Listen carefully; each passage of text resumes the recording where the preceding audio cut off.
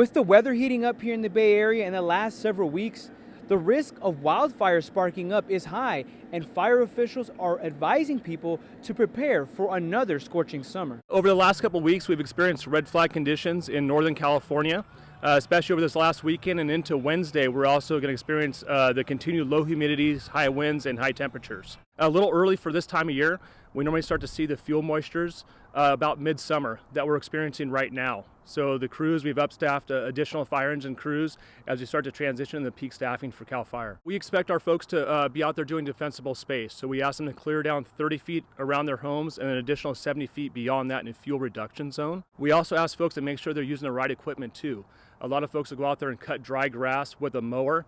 Well, the metal blade could actually strike a rock and start a fire. So we ask folks to go out there and make sure they're using string equipment like a weed eater to do that kind of work. And we ask folks to do this when the weather permits. So right now, we ask folks that if it's over 80 degrees or less than 30% humidity, they don't do those actions. Right now, because the red flag warnings are in effect, people are trying to get out there and do this work.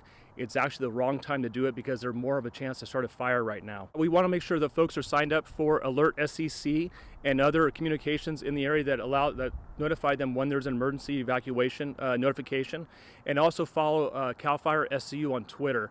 That's your most up-to-date information.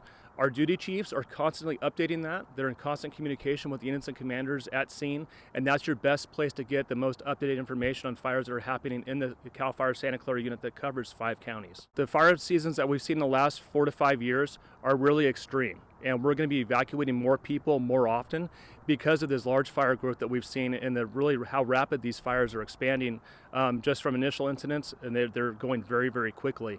So we ask folks to be prepared, make sure they have their go bag, and they're prepared to evacuate if they live in the wild and urban interface zones.